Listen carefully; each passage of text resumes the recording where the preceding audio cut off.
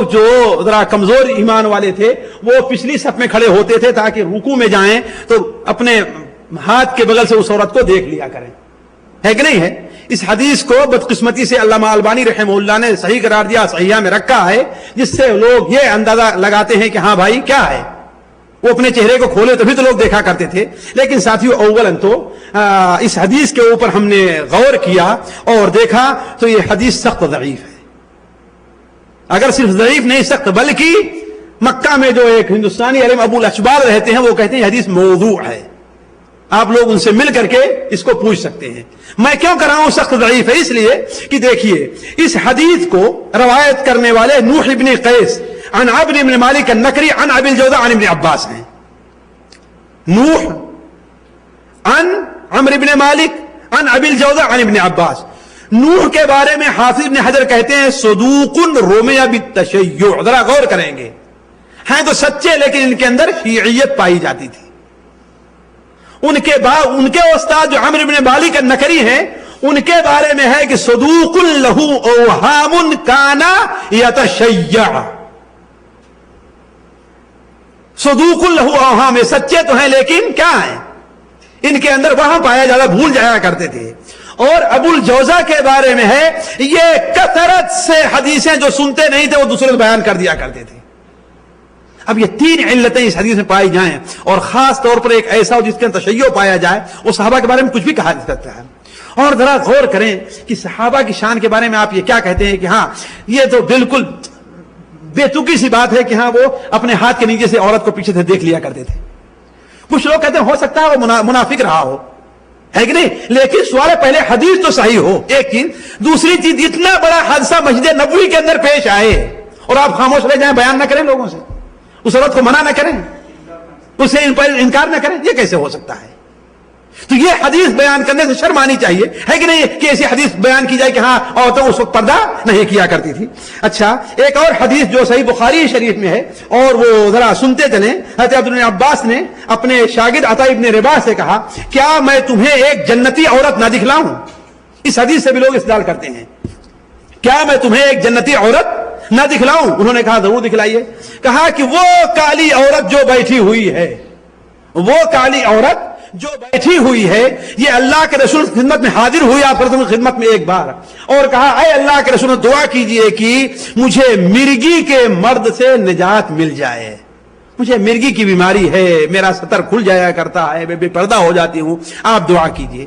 آپ نے کہا کہ اگر چاہو تو میں دعا کروں تمہیں اللہ شفا دے دے گا، اور اگر چاہو تو تم صبر کرو تمہیں جنت ملے گی.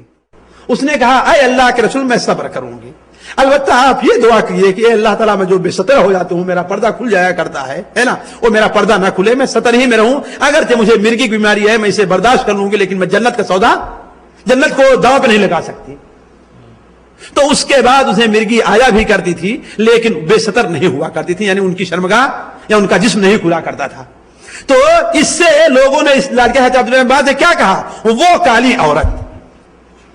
لیکن سوال یہ ہے کہ کالی عورت تو ہاتھ سے بھی جانی جا سکتی ہے نا، کوئی ضروری چہرہ اس کا کھلا ہوا ہو. اور دوسری چیز عطا ابن رباح جو ہیں یہ تابعین کے درمیانی طبقے سے تعلق رکھتے ہیں، ان کا انتقال 114 115 17 اس کے بعد ہوا ہے کہ نہیں ہے. یعنی جس وقت انہوں نے اس واقعے کو دیکھا ہوگا وہ عورت بیچاری کہیں 80 90 85 سال کی ہو گئی رہی ہوگی، ہے کہ نہیں ہے. اب ایسی عورت کے اوپر آپ کیا کہتے ہیں؟ کہنے کا مطلب کوئی ایسی دلیل پیش کی جائے جو اپنے معنی میں صریح ہو، جس طریقے سے وہ آیات اور وہ دلیلیں جس کے اندر پردے کا صراحتاً حکم ہے، صراحتاً حکم دیا کہ ہاں بھائی پردہ کریں مومن عورتیں، یا کیا کرتی تھی، ایسے کوئی دلیل پیش کیا تو وہ مانی جا سکتی ہے. ایسے موہوم روایات کو صرف جو ہے یہ پیش کرنا کہ ہاں ایک آدھ واقعات ایسے آ جائیں ان کو دلیل بنانا اور اس سے کوئی مستقل ایک واقعہ اور مستقل ایک حکم لگا دینا، یہ کوئی میرے سمجھاتے ہیں یہ کوئی صحیح بات نہیں ہے. تو عرض کرنے کا مقصد اس طریقے سے اور بھی جو دلیلیں علامہ البانی یا دوسرے لوگ دیا کرتے ہیں اور ہم نے ان میں سے کئی ایک کو نقل کیا، بلکہ اس میں سے ایک دلیل اور بتاؤں. دیکھیے یعنی کس قدر جو ہے وہ بات دلیلیں ہیں جو دلیل نہیں بن سکتی. امام علامہ البانی رحمہ اللہ نے مسند دارمی کے حوالے سے یا مسند احمد کے حوالے سے ایک دلیل نقل کی ہے. حضرت عبداللہ ابن محمد بیان فرماتے ہیں اپنے خاندان کی ایک عورت کہ اللہ کے رسول ہمارے گھر میں آئے اور وہ بائیں ہاتھ سے کھا رہی تھی، وہ بائیں ہاتھ سے کھا رہی تھی، آپ نے ان کے بائیں ہاتھ پر مارا اور کہا کہ دائیں ہاتھ سے کھاؤ، دائیں ہاتھ سے کھاؤ۔ علی کل حال دلیل کیا دینا چاہتے ہیں؟ ظاہر بات کھا رہی تھی تو بے پردہ رہی ہوگی۔ دوسرے بات ہاتھ اس کا مطلب کھلا ہوا ہوگا، اس کا مطلب یہ ہے، اس کا مطلب ہے کہ ہاتھ اور چہرے کا پردہ نہیں ہے۔ لیکن سوال یہ ہے کہ اولاً تو یہ حدیث کیا ہے؟ ضعیف ہے۔ عبداللہ ابن محمد یہ کون ہیں؟ ان کے بارے میں کچھ پتہ نہیں ہے۔ دوسری چیز، علامہ البانی رحمہ اللہ کہتے ہیں کہ عبداللہ ابن محمد ابن عقیل ابن ابی طالب ہیں۔ کون ہیں؟ علامہ البانی رحمہ اللہ کیا خیال ہے کہ عبداللہ ابن محمد ابن عقیل ابن ابی طالب یعنی آپ کے خاندان کے تھے، اور وہ کہتے ہیں کہ میرے ہی خاندان کی کوئی عورت، یعنی کسی ہاشمی عورت کے ساتھ یہ واقعہ پیش آیا، تو ہو سکتا ہے ہاشمی عورت اللہ کے رسول کی کوئی خاندان کی محرم رہی ہو، تو ہے تو نہیں ہو سکتا۔ وہ کیا کہہ رہے ہیں کہ میرے گھر کی اور ہاشمی، اور آپ صلی اللہ علیہ وسلم کیا تھے؟ ہاشمی تھے نا، تو ہو سکتا ہے آپ کی کوئی محرم عورت رہی ہو۔ تو کہنے کا مطلب یہ ہے کہ کوئی ایسی دلیل میری نظر سے نہیں گزری ساتھیوں، بار بار غور کرنے کے بعد، کہ جس کو یہ دلیل بنایا جا سکے کہ ہاں چہرے کا پردہ اور ہاتھ کا پردہ اجنبی مردوں کے سامنے بھی نہیں ہے، نہیں، بلکہ چہرہ عورت کے لیے یہ ضروری ہے کہ اجنبی مردوں سے اپنے چہرے کو، اپنے ہاتھ کو، بلکہ پورے جسم کو چھپائے۔ البتہ لین دین کے وقت ہاتھ کو ظاہر کرنا یہ اس کی اجازت ہے، کوئی چیز لینا ہے، کوئی چیز دینا ہے، کوئی چیز ہے کہ نہیں ہے۔ اسی طریقے سے اگر ضرورت پڑے راستہ دیکھنے کے لیے انسان اپنی ایک آنکھ کو یا دونوں آنکھوں کو کھول سکتی ہے، گواہی دینا ہے، شہادت ہے، تو وہاں پر کیا اپنی عورت چہرے کو دکھا سکتی ہے۔ کسی عورت کو، کوئی مرد کسی عورت سے شادی کرنا چاہتا ہے اور وہ چاہتا ہے کہ ہاں ہم اس عورت کو دیکھیں، تو کیا ہے عورت کو دیکھ سکتا ہے، یا اس کی استثنائی صورتیں ہیں۔ اب میں اسی پر اپنی بات کو ختم کرتا ہوں، 2-3 باتیں رہ گئی ہیں۔ اللہ تبارک و تعالیٰ سے دعا ہے کہ اللہ تبارک و تعالیٰ ہماری اور آپ کی اس مجلس کو مجلس مبارک قرار دے۔ اللہ تعالیٰ اس مجلس میں جمع ہونے کی برکت سے ہمارے اور آپ کے گناہوں کو معاف کرے۔ اللہ تبارک و تعالیٰ ہم میں سے ہر شخص کو حق بات کہنے اور حق تک پہنچنے کی توفیق عطا فرمائے۔ ہم سے اس بارے میں اگر کوئی غلطی ہو گئی ہے تو اللہ تبارک و تعالیٰ سے دعا ہے کہ اللہ تبارک و تعالیٰ اس سے تجاوز فرمائے، اور آپ کو بھی اگر ہم نے کوئی غلط بات کی تو اس کے شر سے محفوظ رکھے۔ سبحانک اللہم و بحمدک، اشہد ان لا الہ الا انت، استغفرک و اتوب الیک۔ جزاکم اللہ خیر، احسن الجزا۔ حضرات، نہایت ہی علمی گفتگو ہم نے سنی ہے، اور جیسے کہ اخوان کا ارادہ ہے کہ اسے ڈاکومنٹیشن کی شکل میں تیار کرانے کا مقصد یہ تھا کہ جو شبہات ہیں ان کا ازالہ ہو جائے، اور وہ ڈاکومنٹیشن کی شکل میں ان کو ریکارڈ کر کے پوری دنیا میں ہم اسے مختلف فضائل کے ذریعے پھیلانے کی کوشش کریں۔ اللہ رب العالمین۔ ایک بات ذرا اپنے بھائی کی بات کو کاٹ کر کے یہ بات کہوں کہ سی ڈی کے اوپر جو ہے میرے موبائل کا نمبر لکھ دیا جائے، کہ بعض ایسی چیزیں ہیں جس کے ہوتا میں وضاحت نہ کر سکا ہوں، اس کے بارے میں کسی کو کوئی شبہ ہو سکتا ہے، یا بات اور کوئی دلیل ہے تو کوئی بات نہیں، خط لکھ کر کے میرا فیکس نمبر بھی دے دیں، 06-442-1450 ہے نا، یہ میرا فیکس نمبر ہے 06-442-1450، اور میرا موبائل نمبر بھی اس کے اوپر لکھ دیں۔ جن بھائی کوئی شبہ ہے، ہم حق کے متلاشی ہیں،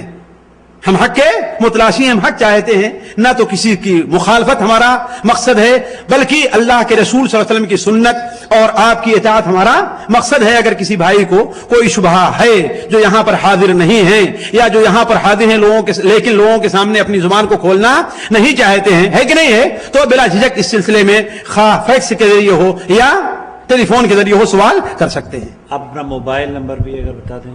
ہاں، 0503-161322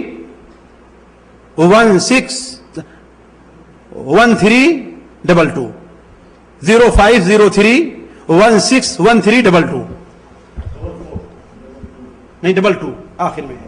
جزاکم اللہ خیر۔ بہرحال انشاءاللہ تعالی یہ ڈاکومنٹ جو یہاں پر جدہ دعوت سینٹر حی السلامہ کے اس آڈیٹوریم میں تیار ہو رہا ہے، مختلف وسائل کے ذریعے ان حضرات تک پہنچانے کی کوشش کریں گے جو اس وائرس سے گزر رہے ہیں یا اس بیماری سے ان کو علاج کی ضرورت ہے۔ اللہ رب العالمین سے دعا ہے کہ اللہ رب العالمین شیخ کی علم میں اور عمل میں اور عمر میں اضافہ فرمائے اور آپ کے اس سفر کو آپ کے موازین حسنات میں اضافے کا ذریعہ بنائے۔ اس ٹاپک سے ریلیٹڈ اگر کوئی سوالات ہوں تو براہ کرم پیش کر دیں۔ اب مختصر طور پر کچھ سوالات ہیں ام عبداللہ کی جانب سے۔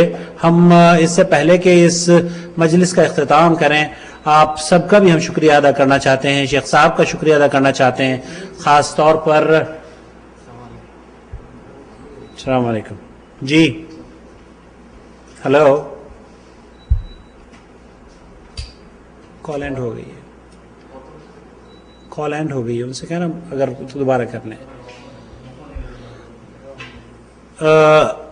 انشاءاللہ میں یہ عرض کر رہا تھا کہ اس طرح کے جو ٹاپکس ہیں، خاص طور پر خواتین جو ہماری الحمدللہ داعیہ خواتین ہیں جو جدہ میں کام کر رہی ہیں، وہ الحمدللہ اس طرح کے ٹاپکس خود تیار کرا رہی ہیں، اور ام عبداللہ سر فہرست ہیں ان خواتین میں۔ لا دے دو، سنوا دیتے ہیں اگر کوئی سوال ہے تو۔ جی جی، السلام علیکم۔ وضاحت کر دیجیے کہ جو آپ صحابی کا بیان کر رہے تھے کہ انہوں نے کالی عورت کو جو دیکھا ہے، تو انہوں نے پہلے حضور صلی اللہ علیہ وسلم کے پاس اس کو دیکھا تھا جبھی تو وہ پہچان سکے، تو اعتراض کرنے والوں کا اعتراض یہ ہوتا ہے کہ انہوں نے چہرہ دکھایا تھا جبھی تو وہ پہچان سکے، تو پھر وہ کیوں حضور صلی اللہ علیہ وسلم کے سامنے چہرہ دکھائی تھی؟ اور دوسرا سوال یہ ہے کہ ہماری بہن کا سوال ہے کہ اگر کوئی خاتون بچے کو پیدائش سے جبتے ہوئے چھوٹا تھا، جب سے اس کو پالا پوسا، وہ بڑا ہو گیا، جوان ہو گیا، شادی ہو گئی ہے، تو وہ اس بچے سے ان کو پردہ کرنا چاہیے، اور عورت کی عمر 50-55 سال کی ہے کہ اس کو پردہ کرنا چاہیے کہ نہیں کرنا چاہیے، اور اگر پردہ کرنا چاہتے ایک ہی گھر میں رہتے کیسے پردہ کرنا چاہیے؟ ٹھیک ہے جی جی، اور کوئی سوال ہو تو پھر کر دیجئے تاکہ ہم فون ڈسکنیکٹ کر دیں۔ اور کوئی سوال تو نہیں ہے؟ اور کوئی سوال تو نہیں ہے؟ جزاک اللہ خیر۔ دیکھیے، جہاں تک حضرت عبداللہ ابن عباس رضی اللہ تعالی عنہما کے اس عورت کے دیکھنے کا تعلق تھا، اس میں کوئی شک نہیں بچپن میں دیکھا رہے ہوں گے، اس لیے کہ اللہ کے رسول صلی اللہ علیہ وسلم کی وفات کے وقت ان کی عمر کتنی تھی؟ صرف 12 سال تھی۔ حضرت عبداللہ ابن عباس کی عمر کتنی تھی؟ صرف 12 سال تھی۔ تو اس کا مطلب یہ ہے کہ اپنے بچپن میں انہوں نے اس عورت کو دیکھا تھا۔ لیکن جو محل شاہد یہ قصہ ہے کہ انہوں نے اشارہ کیا کہ وہ کالی عورت، تو اس سلسلے میں ہم نے کہا کہ اولاً تو وہ اشارہ کرنے کالی عورت یہ کہیں نہیں کہ ہاں بھاؤ چہرے کو کھولے ہوئے تھی، اولاً اس لیے کہ کالا پن پیر اور ہاتھ سے بھی دیکھا جا سکتا ہے، معلوم کیا جا سکتا ہے، یا اپنی پرانی معلومات کی بنیاد پر عبد العباس نے یہ بات کہی ہو، ایک چیز۔ دوسری بات یہ ہے کہ جو زیادہ قرین قیاس بات یہ ہے وہ یہ ہے کہ اس وقت وہ عورت کس عمر کی تھی، سوچنے کی بات ہے۔